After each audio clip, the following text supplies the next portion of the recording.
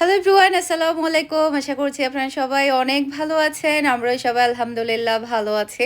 আরও একটা নতুন ব্লগ ভিডিও দেখার জন্য আপনাদের সবাইকে ওয়েলকাম জানাচ্ছি। তো আশা করছি আমার আজকের পুরো ব্লগ ভিডিওটা আপনাদের সবার কাছে অনেক বেশি ভালো লাগবে।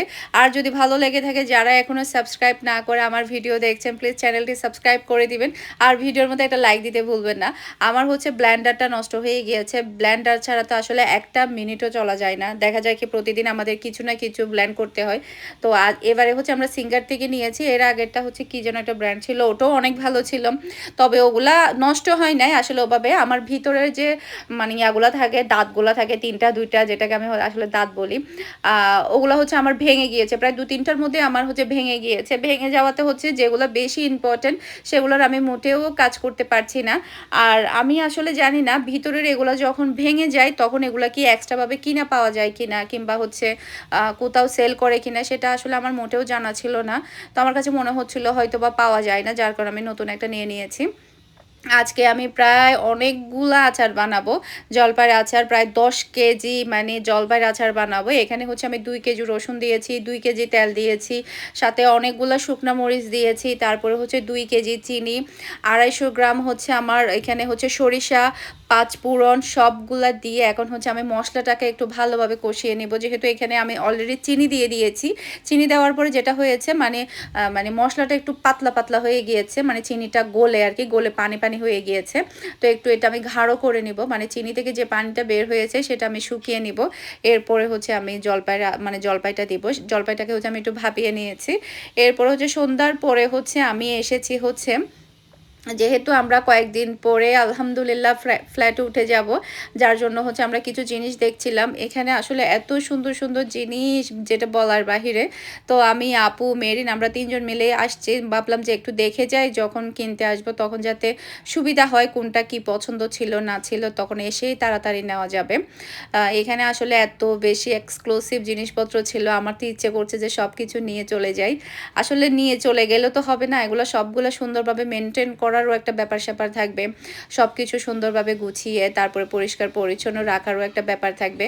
যার কারণে আমি মানে একটু চিন্তা করে করে নিব, যেহেতু আসলে আমার ব্যস্ত থাকতে হয় বিজনেসের কাজে অল টাইম। যার কারণে এমন জিনিস নিব যেটা কিনা খুব সহজে ইজিভাবে পরিষ্কার রাখা যায়, কিংবা অত বেশি গ্যাদারিং হবে না, কিংবা অত বেশি ঝামেলা হবে না, ওরকম জিনিস দেখিয়ে নিব।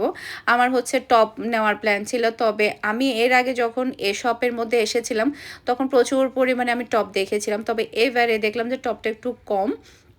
তারপরেও না, আবার আসবো যখন কিনতে তখন হয়তো আরও কালেকশন আসবে। এখানে অনেক সুন্দর সুন্দর, মানে ইচ্ছে করছে যে পুরা নিয়ে সাজাই ফেলি এরকম আর কি। তো এরপরে ডিনারের সেট দেখেছি অনেকগুলো, তবে প্রচুর পরিমাণে এক্সপেন্সিভ ছিল।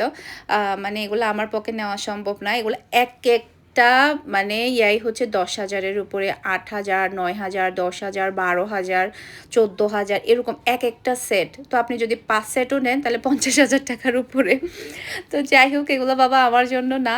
তারপরে ভালোই লাগছে দেখতে, অনেক বেশি সুন্দর। ভিতরে আসলে ওরকম কিছু না, জাস্ট কাচের বল, আমাদের যে কাচের সেট আছে ওরকম সেট, বাহিরের ডিজাইনটা এই আর কি।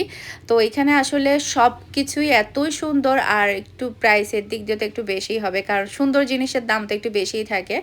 এরপরে এখানে আসলে ঘর সাজানোর জন্য ঘরের জিনিস, তারপরে কিচেনের জিনিস, সব কিছুই আছে, মানে অল সব কিছুই আপনি চাইলে এক জায়গাতে এসে সব কিছু নিতে পারবেন।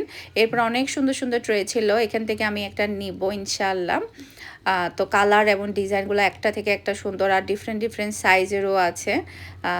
এই ডিজাইনটা আমার কাছে অনেক ভালো লেগেছে। এরপরে আরও অনেক অনেক কিছু ছিল। এটা প্লাস্টিকের মধ্যে, তবে এটা রিস্ক আছে, হাত থেকে পড়ে টাস করে ভেঙে যাবে এরকম একটা ব্যাপার আছে। তারপরে আরও অনেক সুন্দর সুন্দর মানে ফ্রেম আছে, টব আছে। আমি টব দেখছিলাম বাসার জন্য। তারপরে ওয়ালের জন্য অনেকগুলা দেখছিলাম। তো ওয়ালে আসলে আমার এই টাইপের এগুলা লাগানোর প্ল্যান নাই, যেহেতু এরকম আমি একটা অলরেডি ইউজ করে ফেলেছি। আমার ড্রয়িং রুমে যেরকম আছে এরকমের মধ্যে কিন্তু আবার একটা ঘড়ি সিস্টেমের কিন্তু অলরেডি আছে আমার। তো এবারে আমরা কিন্তু ডিজাইনটা ডিফারেন্ট করেছি ফ্ল্যাটের মধ্যে, দেখা যাক কীরকম করা যায়। এই যে এখানে টবের সাইডে চলে আসলাম, এগুলো কিন্তু প্রচুর সুন্দর সুন্দর, একটা থেকে একটা সুন্দর। তো জাস্ট আমি একটা বা দুইটা নেব এখান থেকে, খুব বেশি না। এই লাইটগুলো সুন্দর, সোফার সাইডে যদি এই লাইটগুলো দেওয়া হয় তখন কিন্তু দেখতে অনেক বেশি ভালো লাগে।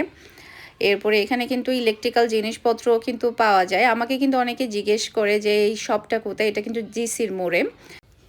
তো এরপরে হচ্ছে আমি পর্দার দোকানে চলে আসলাম। আজকে হচ্ছে পর্দা বানাতে দিয়ে দিব। যেহেতু ফ্ল্যাটে ওঠার আগেই কিন্তু পর্দা রেডি করে ফেলতে হবে। তো এখানে হচ্ছে পর্দা দেখতে চলে আসলাম। আমি হচ্ছে একটু হালকা কালার দেখে দিব। মানে যেহেতু আবার বাসায় হচ্ছে সবকিছু একটু কালার হালকা রেখেছি, সাদার মধ্যে রেখেছি।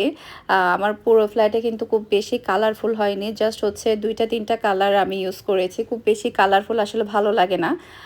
জাস্ট হচ্ছে হোয়াইট আর হচ্ছে হালকা অ্যাশ এই টাইপের, আর হচ্ছে উড কালারটা রেখেছি। কারণ উড কালারটা কিন্তু সব জায়গায় চলে, আর উড কালার ডিমান্ড কিন্তু কোনো টাইমে কিন্তু মানে শেষ হয় না এরকম আর কি। তো এখানে দেখছি যে অনেক সুন্দর সুন্দর কালেকশন আসছে। পর্দায় দেখা যায় কি কিছুদিন পর পরই নতুন নতুন কালেকশন আসে। আর আমি এই শপটা থেকে গত ৫ বছর ধরে পর্দা নিচ্ছি। তারিন আপু বলছে যে এই পর্দাটা নাকি আপুর কাছে অনেক বেশি ভালো লেগেছে, তারপর দেখতেও নাকি অনেক সুন্দর, নিচের দিক দিয়ে ডিজাইনটা অনেক বেশি সুন্দর। এই যে, তবে আমি চাচ্ছিলাম যে একদমই এক কালারের মধ্যে আমি পর্দাটা দিব। তবে এটা গর্জিয়াসনেসটা মাশাআল্লাহ অনেক বেশি প্রিটি, দেখতে অনেক বেশি ভালো লাগছে। তবে এক কালার যেহেতু নেওয়ার প্ল্যান আছে, তাই আমি এক কালারই দেখছি। যেহেতু ডিজাইনের মধ্যে, ফুলের মধ্যে আমার এর আগে ইউজ করা হয়েছে, তো এবারে ভাবলাম যে একেবারে পুরাটা এক কালারের প্যাটার্নের মধ্যে আমি পর্দাটা ইউজ করব। তবে কালারটা আমি এই টাইপের মধ্যে লাগাবো। কালারটা অনেক বেশি ভালো লাগছে। এখানে আসলে এত সুন্দর সুন্দর কালার, মানে যেটাই ধরছি সেটাই অনেক বেশি ভালো লাগছে। আর পর্দাটা আসলে এমনভাবে লাগাতে হবে যাতে দিনের বেলা আলো যাতে না ঢুকে। আমার প্রত্যেকটা বাসার পর্দা কিন্তু দিনের বেলা আলো যাতে না ঢুকে সেভাবেই কিন্তু আমি লাগিয়েছি। আর সাথে কিন্তু আমার নেট লাগানোর প্ল্যান আছে। তবে এবারে বাজেটটা একটু হাই হয়ে যাচ্ছে, যার কারণে আমি মানে নেটটা এবারে লাগাচ্ছি না। আমি আরও কিছুদিন পরে লাগাবো, যেহেতু পুরো বাসার পর্দা আমি লাগাবো এবারে। তো অনেকটা টাকার তো বাজেট থাকে।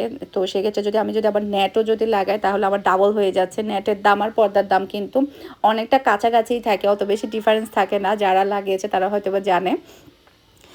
তো সেই জন্য হচ্ছে আমি মানে নেটটা এখন লাগাবো না, নেটটা হচ্ছে কিছুদিন পরে লাগাবো। তো আমার কাছে হচ্ছে এই কালারটাও অনেক বেশি ভালো লাগছে, ডিজাইন এবং কালার মাশাআল্লাহ দেখতে অনেক বেশি সুন্দর লাগছে। তো এরপরে হচ্ছে আমি একটা একটা করে দেখছিলাম কোনটা ফাইনাল করে দেখি। তো এখানে দেখতে পাচ্ছেন মানে মানে এটা হচ্ছে ডাবল লেয়ারের, এখানে হচ্ছে দিনের বেলা কোনোভাবে কিন্তু আলো আসবে না। এই কালারটা মনে হচ্ছে ফাইনাল করলে ভালো লাগবে। পুরা বাসার মধ্যে যখন একই কালার হবে তখন দেখতে অনেক বেশি সুন্দর লাগবে। আপনাদের কাছে এই কালারটা কেমন লাগছে অবশ্যই কমেন্ট করে জানাবেন। এই যে দেখতে মাশাআল্লাহ অনেক বেশি সুন্দর লাগছে। তো এরপরে হচ্ছে এটার উপরে হচ্ছে একটা রেস্টুরেন্ট ছিল। রেস্টুরেন্টটা আমি কখনো আগে দেখিনি। ভাবলাম এই রেস্টুরেন্টে কিছু একটা খাই। তবে এখানকার মেনুগুলো একটু কেমন যেন ছিল, অ্যারাবিয়ান টাইপের ছিল। তুর্কিশ রেস্টুরেন্ট এটা। তবে মানে আমরা যে টাইপের খাবার খেতে চাচ্ছিলাম রাতের বেলা, সেরকম খাবার কিন্তু এখানে নাই। তো কয়েকদিন আগে আপনারা হয়তো বা দেখেছেন, আমরা হচ্ছে সুলতান ডাইনের হচ্ছে বিফ চাপ খেতে চেয়েছিলাম, তবে ওখানে শেষ হয়ে গিয়েছিল, আমরা খেতে পারিনি। ভাবলাম যেহেতু ওইবার খেতে পারিনি তাহলে এইবার হলো আমরা খেয়ে ফেলি, যেহেতু অলরেডি প্রায় ৯টা মতো বাজে।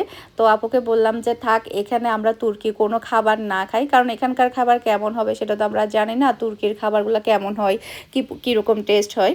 তো এরপরে হচ্ছে আমরা আবার পাশে চলে আসলাম হচ্ছে সুলতান ডাইনে। এখানে এসে আমরা অর্ডার করে দিলাম আমাদের সেই মানে যেটা আমরা খেতে চাচ্ছিলাম এতদিন ধরে, সেটা হচ্ছে বিফ চাপ আর হচ্ছে পোলাও। মাশাআল্লাহ পোলাওগুলো এত মজা হয় কেমনে আমি জানি না, খুবই জর্জরা থাকে পোলাওগুলো। আর ওরা হচ্ছে ফার্স্টে ১ প্লেট করে দেয়, লাগলে আবার দেয়। তবে ১ প্লেটে কিন্তু একজন খুবই সুন্দরভাবে অনায়াসে খেতে পারে। প্রথমে মনে হয় যেন অল্প, তবে কিন্তু অল্প না, যথেষ্ট পরিমাণে থাকে। আর বিফ চাপের সাইজটা মাশাআল্লাহ অনেক বড় থাকে। মানে একটা পিস মাংস দিয়ে কিন্তু আপনি পুরা প্লেটের ভাত খেয়ে শেষ করে ফেলতে পারবেন, এত বড় একটা সাইজের মাংস থাকে। আর যারা ঝাল লাভার তারাই কিন্তু এই খাবারটা খাবেন। আমি তো সিদ্ধান্ত নিয়ে নিয়েছি এই খাবারটা এই প্রথম, আমার এই শেষ, আমি আর কখনো এই খাবারটা আর খাবো না, কারণ এত ঝাল আমি খেতে পারি না। মানে এখানে সব মরিচের গোটা গোটা ভেঙে ভেঙে দিয়েছে এরকম, যেমন মজা তেমন ঝাল। মানে যারা ঝাল পছন্দ করে তাদের যে এই খাবারটা কি পরিমাণ ভালো লাগবে, আসলে আমি যেমনটা রিভিউ দেখেছি একদম সেম টু সেমই। মানে খুবই মজা খুবই ঝাল, যারা ঝাল প্রিয় মানুষ তাদের কাছে এটা হেভি লাগবে।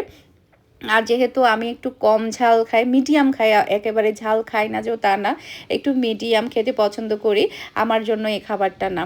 আপনারা হয়তোবা দেখে বুঝতে পারছেন, মানে মরিচের বিচিগুলো দেখা যাচ্ছে। আর এত বেশি মজার, যেটা মানে আমার খাওয়ার পরে সারা রাত পেট জ্বলেছে। গ্যাস্ট্রিকের সমস্যা ছিল, যাদের কিনা গ্যাস্ট্রিকের সমস্যা আছে, আলসারের সমস্যা আছে, তারা কিন্তু এই খাবারটা খেতে পারবে না, খুবই ঝাল লাগবে। তো খুব মজা লেগেছে আসলে, গরম গরম পোলাওর সাথে পিপচাপটা এত বেশি জোস, মাশাল্লাহ। তো যারা একটু ঝাল টাল খেতে পছন্দ করেন কিংবা খাননি, একবার খেয়ে দেখতে পারেন, ট্রাই করে দেখতে পারেন, খুবই মজার। মানে প্রাইস হিসাবে কিন্তু যথেষ্ট পরিমাণের মাংসর পিস থাকে, মানে আমি পুরা এক পিস মাংস দিয়ে আমার আরও মাংস আরও বেঁচে গিয়েছিল, মানে আমি পুরো ভাতও খেয়েছি, তারপর মাংসটাও কিন্তু অনেকটা বেঁচে গিয়েছিল। মানে আপনার ভাত শেষ হয়ে যাবে, তারপর আপনার মাংস শেষ হবে না, এরকম আর কি। আর খুবই জাল, মানে খাওয়ার পরে আমার মুখ টুক সব লাল হয়ে গিয়েছে। তারিন আপু বলছে, তারিন আপু এই খাবার আর খাবে না, কারণ হচ্ছে মানে এটা আপনার খাওয়ার টাইমে কীরকম ফিল হয় জানেন? খাওয়ার টাইমে ফিল হয় মানে না, মানে মজার জন্য, ওই যে থাকে না, মজার জন্য মানুষ গিলতেও পারে না আবার ফেলতেও পারে না, এরকম একটা অবস্থা থাকে। তো পরবর্তীতে হচ্ছে আমি একটু বাদামের শরবত নিলাম, যেহেতু অনেক বেশি ঝাল লাগছে আর সাথে মজাও লাগছে, তো সেজন্য হচ্ছে একটু বাদামের শরবত নিলাম। বাদামের শরবতটা খাওয়ার পরে ঠান্ডা ঠান্ডা অনেক ভালো লাগছিল, তো খুবই টেস্টি ছিল। একবার হলো আপনারা ট্রাই করে দেখবেন, দ্বিতীয়বার ট্রাই করার দরকার নেই। সবাই ভালো থাকবেন, সুস্থ থাকবেন।